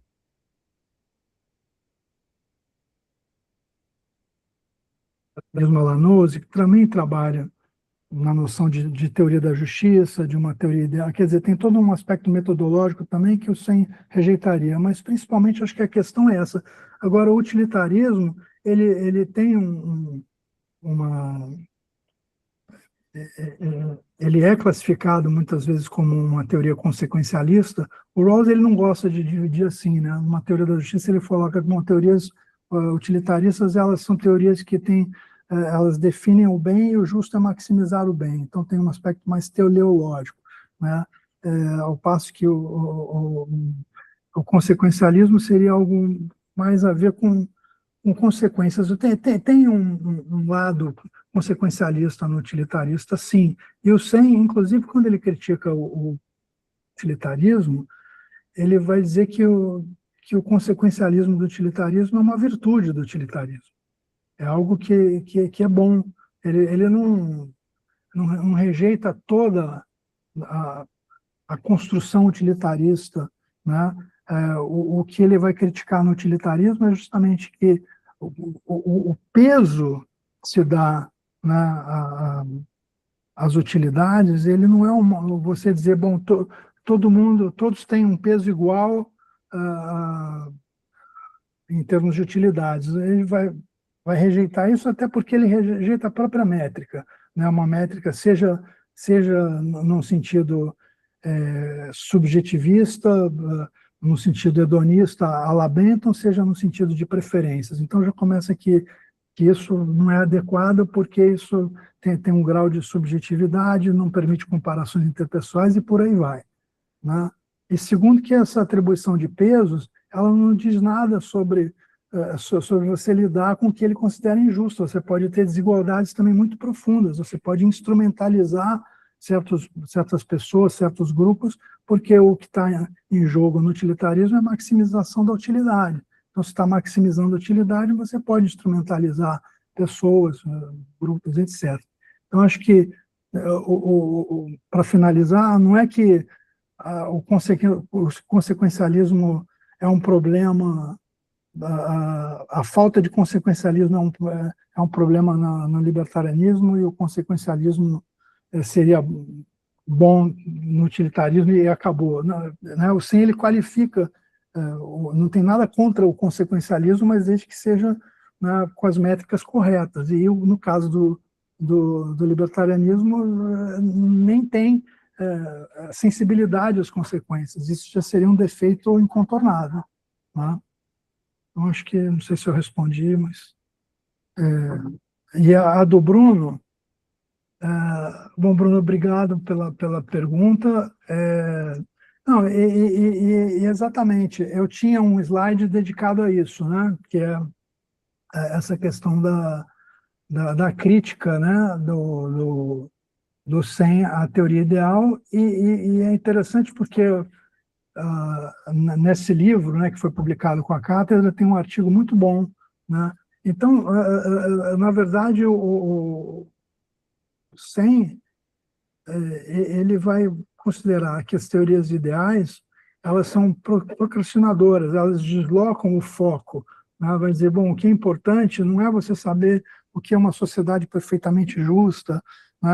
Aquela coisa, ele acha que a gente tem que focar diretamente nas injustiças, nos problemas concretos, e que você não serve para nada, na verdade. No fim, é isso que ele está dizendo, não é nem necessário, nem suficiente. Mais ainda, desvia o foco, né? Você está ali procrastinando, você está ali fazendo uma espécie de desvio de rota, né? Digamos assim, né? E assim, eu particularmente, eu tenho assim, uma interpretação da teoria ideal que ela vai além dessa questão de estipular o que é uma sociedade perfeitamente justa, né? Eu acho que a teoria ideal, inclusive metodologicamente, ela serve para você analisar até o enfoque das capacidades, até uma teoria não ideal, no sentido de que a teoria ideal, ela sempre está partindo do pressuposto que qualquer teoria que você vai analisar ou que você vai se debruçar a respeito dela, refletir sobre ela está funcionando bem, ela está funcionando tal como ela é descrita, né? Então, eu já citei esse exemplo algumas vezes, eu vou repetir aqui só para ilustrar. Muita gente critica a meritocracia, um tipo de distribuição com bases meritocráticas, mas pensando num funcionamento ruim da meritocracia, ou seja, as pessoas falam, bom, a meritocracia não funciona porque as pessoas partem de lugares distintos, né? As pessoas não têm os mesmos pontos de partida. Esse tipo de crítica, que parece uma crítica forte, se você pensar em termos de uma teoria ideal, ela não é sequer uma crítica, ela simplesmente está descrevendo que a teoria, que uma perspectiva meritocrática não está sendo realizada como deveria ser. Então, você pode simplesmente ser um crítico da meritocracia, mas inadvertidamente ser um defensor da meritocracia, porque você queria que a meritocracia funcionasse bem. Quando você faz essa, digamos assim, essa análise com base, com uma metodologia de teoria ideal, você fala, não, se a meritocracia funcionasse bem, se todas as pessoas partissem no mesmo ponto, seria desejável que critérios meritocráticos servissem de bases distributivas e de bases de justiça. Então, você está aplicando um construto de teoria ideal para você avaliar se aquela perspectiva é boa ou não. O Rawls vai dizer que não, vai defender, no segundo capítulo de uma teoria da justiça, ele vai dizer que, bom, oportunidades iguais, muito bem, mas isso não é suficiente, né? Você precisa, né, porque os talentos são arbitrários, tem toda uma coisa que você precisa ir além disso e corrigir isso via princípio da diferença, aquela igualdade democrática, aquela discussão toda que não cabe aqui. Então, tem esse aspecto. O outro aspecto que está no livro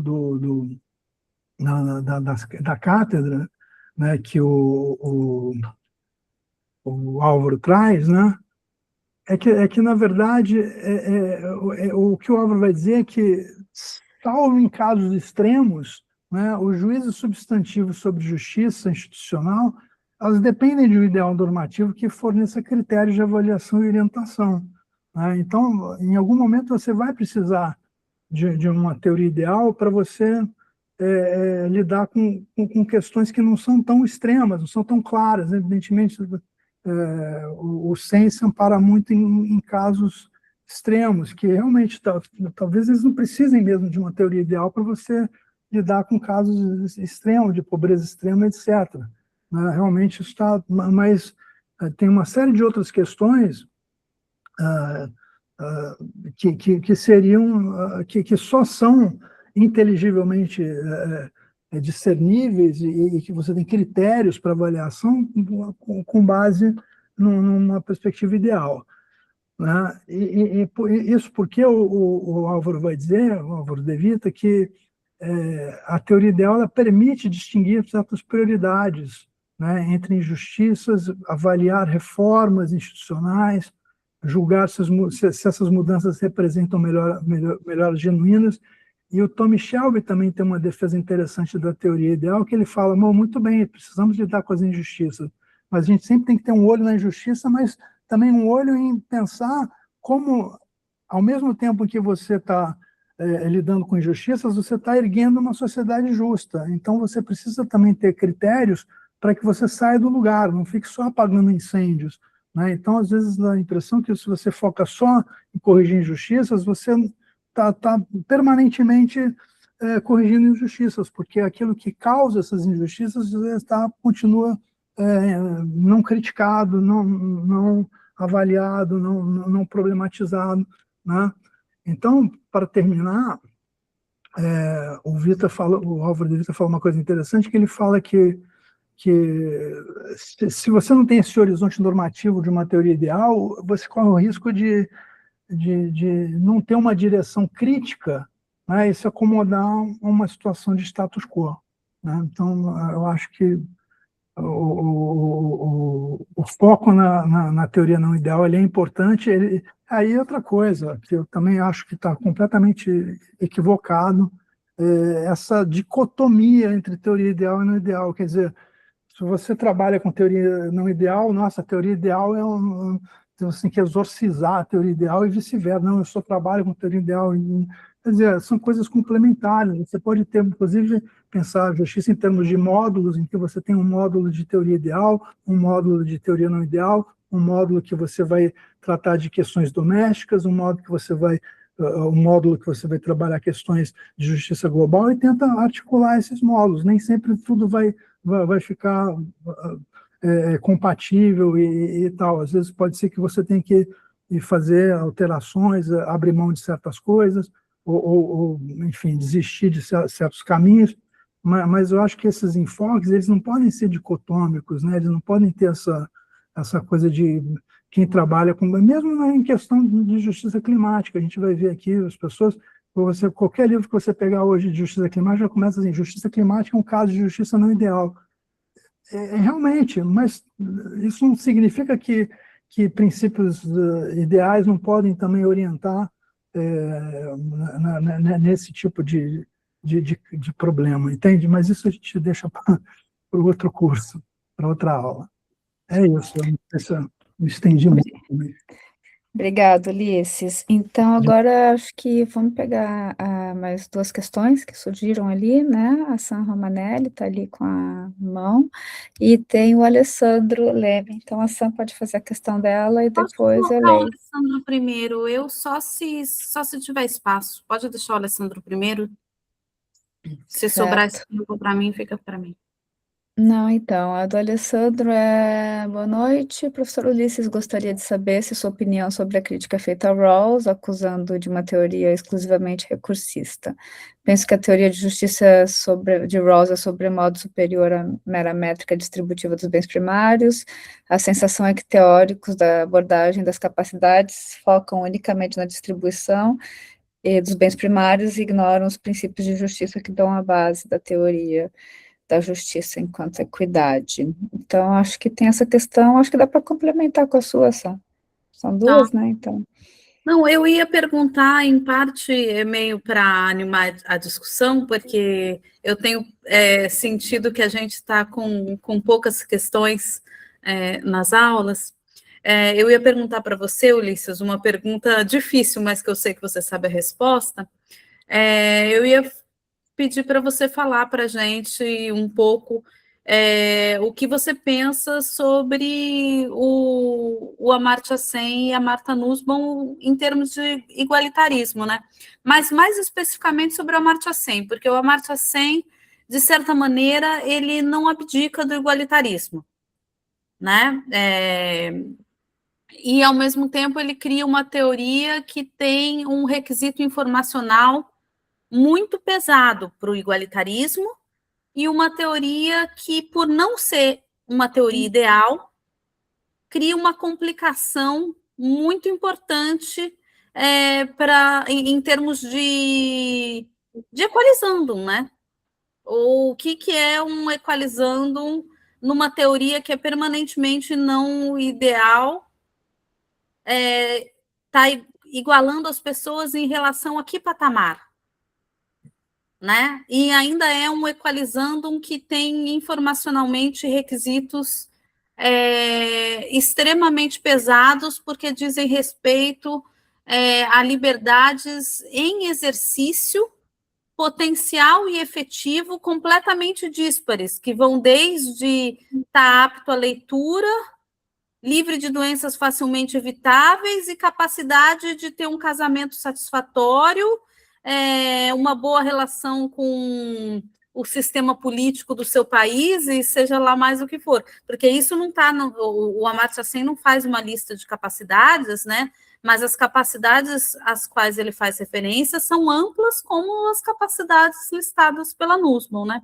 Então, assim, se você pudesse falar para a gente um pouco, em comparação com o que é uma teoria da justiça mais tradicional, recursista, e que pensa em termos de teoria ideal, o que significa não abandonar o igualitarismo, que é o que o Amartya Sen faz,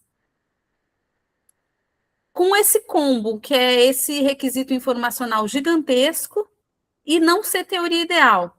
E aí, um pouco numa extensão dessa pergunta, né, a Martha Nussbaum abandona o igualitarismo porque ela diz que a teoria dela ela só estabelece um patamar mínimo, né, que na verdade ela não está pensando o que seria mais exigente, ainda que ela faz uma coisa que em termos rawlsianos é tão exigente que seria um ideal social completo, não seria só uma teoria da justiça, né? Tem até a nossa relação com os nossos, com a natureza e com os animais, tá ali, tá tudo. Mas a gente pode, da mesma maneira que se perguntar sobre o que significa não abandonar o igualitarismo nesse novo registro, que é o registro do Amartya Sen, mas o que significa não abandonar o liberalismo, né? Porque também em termos de liberalismo, se a gente pensa dentro de uma ideia de pensar que é do liberalismo igualitário, de uma liberdade igual, ou de uma liberdade equitativa, ou de um valor equitativo da liberdade para todas as pessoas, o que significam as liberdades no enfoque das capacidades acessíveis a todas as pessoas, considerando esse enfoque informacional pesadíssimo e o fato de que a gente está fora do sistema da teoria ideal, né? Como você pensaria isso, enfim? Mas é isso. Obrigada, Ulisses, a sua aula foi ótima. Muito obrigado pelas perguntas. Bom, eu até fiz uma lista de questões possíveis para a gente discutir, mas eu acabei sendo muito tagarela e não deu tempo da gente ver. Mas a gente depois pode ver isso em outro momento. Então, a primeira questão, né, se a crítica de Sen a Rawls por ser um enfoque recursista, se ela estaria bem enquadrada, se ela seria uma crítica deslocada ou não, né? Eu acho que na verdade, assim, e você chegou a, se não me engano, se não for isso, me corrige, chegou a dizer que talvez Rawls não fosse a teoria de Rawls não fosse recursista nesse sentido, né? Sentido assim estrito, né? Tal como o Sen critica. Então vamos lá. Primeiro, eu acho que o problema da crítica ao recurso. Primeiro, eu acho que Rawls, de fato, ele é um recursista.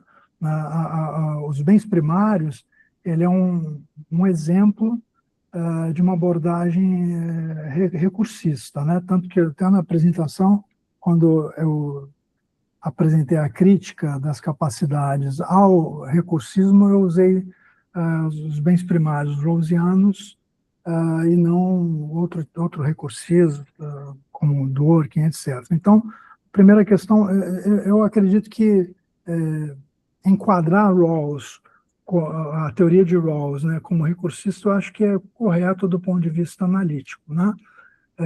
O que talvez você esteja querendo ressaltar é que não é um recursismo, digamos assim, não sofisticado, né, como diria Pogge, não é um recursismo só pensando em renda, né? Ele tem uma série de nuances, e eu acho que, bom, a própria ideia de bens primários, ela vai também defender bases sociais de autorrespeito, além de colocar os próprios direitos e liberdades fundamentais como bens primários, né? Então, daí você tem renda e riqueza como meios polivalentes para que as pessoas possam realizar suas concepções razoáveis de bem. Então, não deixa de ser recursista por não ser um recursismo estrito, duro, né? Não sofisticado, né?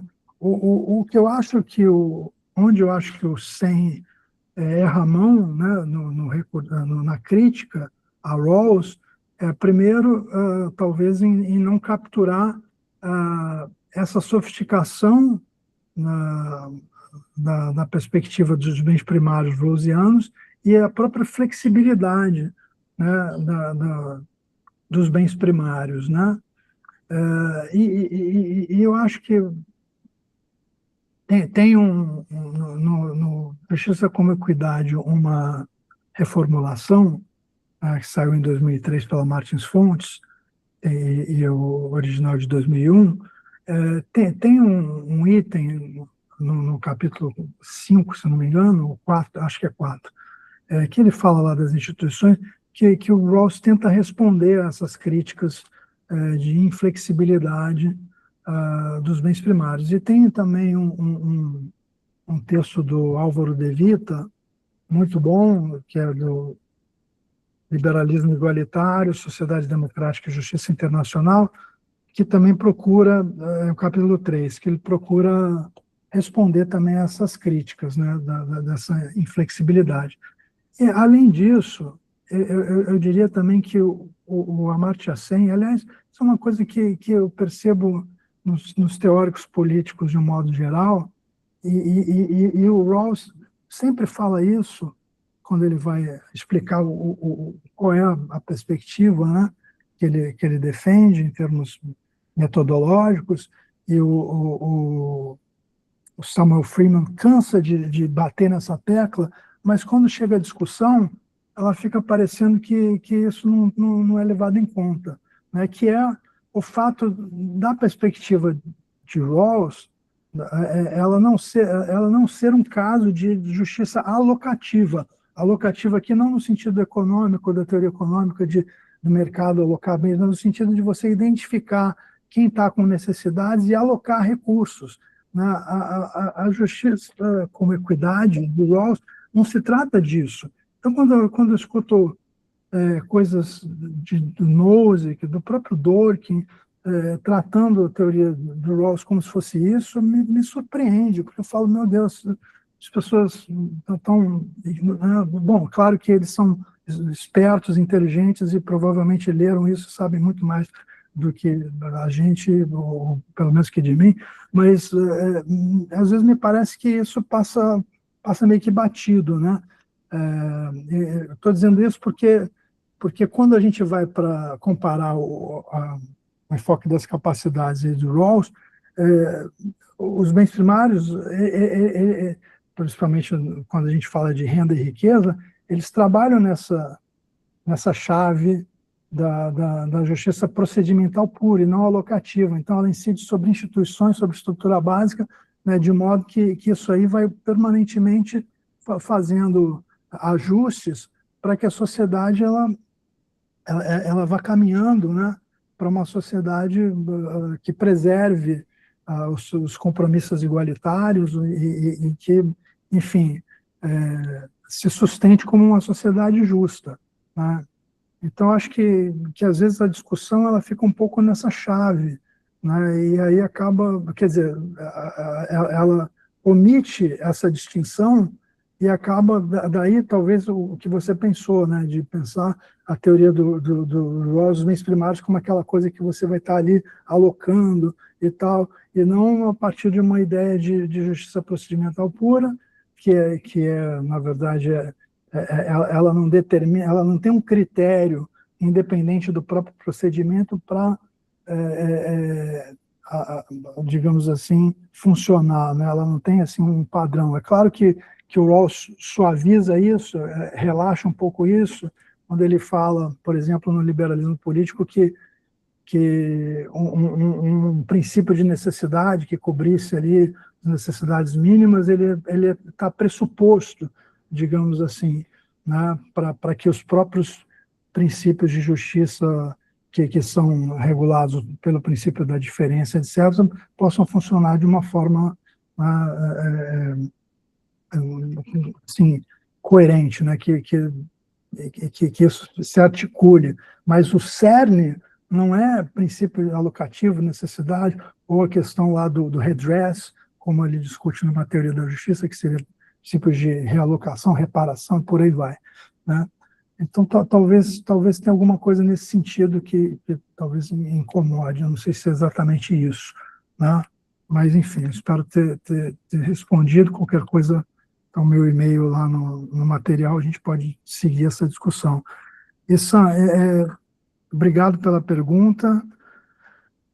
Então, eu até na apresentação cheguei a tratar o que eu chamei de compromissos igualitários, né, do Sen e da Nussbaum. Fiz essa comparação, né? Ele não é exatamente, a gente sabe que ele não é exatamente um igualitário estrito, né? Mas claro que ele está preocupado com a igualdade. Mas ele, na verdade, eu aproveitei para reler bastante, né, Amartya Sen e Nussbaum esses dias, né, por conta dessa aula, e você não identifica exatamente ali uma regra distributiva que realmente trate das questões como é, por exemplo, o princípio da diferença em combinação com o primeiro princípio, que também limita desigualdades, enfim, o que eu estava dizendo aqui, que os princípios rawlsianos, eles se interpenetram, né? Então, você acaba não tendo como, na verdade, interpretar os princípios rawlsianos de justiça de forma isolada. Você pode até analiticamente separar para melhor compreensão, mas o funcionamento ele é meio que em conjunto. Você não tem isso, né? Então, às vezes fica parecendo, e é exatamente o que você falou, como o que conta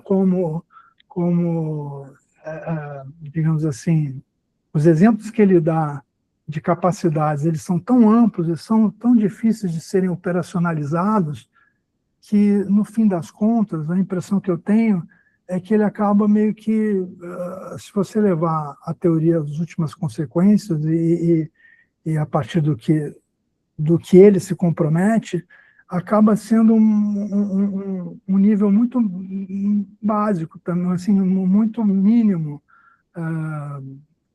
quase que no mesmo sentido da Nussbaum, apesar de que a Nussbaum, como você bem falou, o que ela fala que é mínimo é máximo em termos de exigência, né? Um ideal social, como você bem mesmo falou, e eu até mencionei isso na apresentação, inclusive citando a sua tese, né? Aquele capítulo que você discute de uma forma muito interessante e brilhante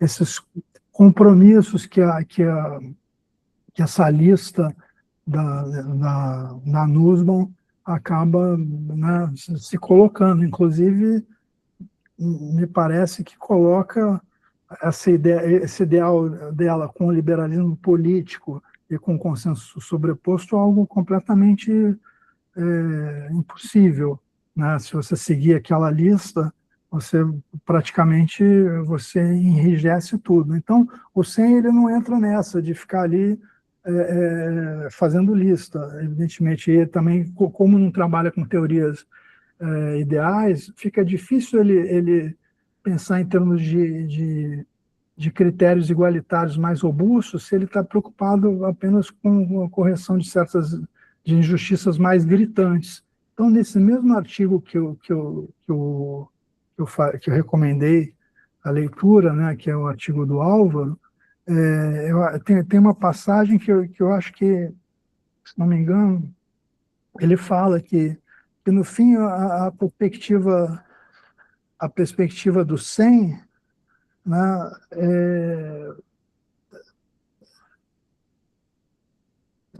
se comprometendo com esse fato da informação limitada, né, porque o espaço avaliatório ele é muito exigente.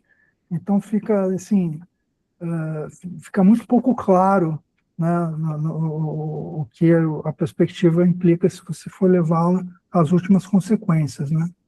Então, basicamente é isso. Eu não sei se eu respondi, eu desviei um pouco, mas Respondeu. é isso. Eu tô meio tagarela. Otimamente, tagarela. Exatamente. Muito obrigada, Ulisses. Foi excelente, né? A gente aprendeu, eu aprendi muito, né? Com a sua aula, certamente. Peguei várias referências. Acho que eu vou ser a primeira aí que vou te mandar um e-mail, talvez. Opa, legal. Se o pessoal já não te mandou. Então, assim, super obrigada pela aula. Realmente acho que foi, né, um momento bem interessante, né, e que conseguiu, assim, estar complementando, né, todo esse mosaico das teorias da justiça que que foi a proposta do nosso curso. E então é isso, pessoal. Agradeço aí a todas as pessoas que tiveram aqui nessa sexta-feira, quase, né? É uma quinta que é uma sexta, porque amanhã é feriado. E não sei, Sam, Franklin, vocês gostariam de falar alguma coisa? Agradeço de novo ao Rangel, né, por todo o apoio, enfim, vocês são super rápidos também, todas as respostas para a gente, então, obrigada aí pelo apoio de vocês, inclusive. Da minha parte, só agradecer e desejar um ótimo feriado e uma boa noite para todo mundo. Também, só agradecer mesmo. Bom feriado, pessoal. Então tá. Também Tchau, tchau, agradeço pessoal. aí a todo mundo e um ótimo feriado. Obrigado aí pela oportunidade aí de discutir esses temas tão interessantes e que me são muito caros. Gente, muitíssimo obrigado. Agora eu vou correndo para ver se o Fluminense perdeu, ganhou, foi goleado. E é isso, gente. Beijos, abraços. Até a Tchau, boa próxima. sorte. Tchau, tchau. Tchau.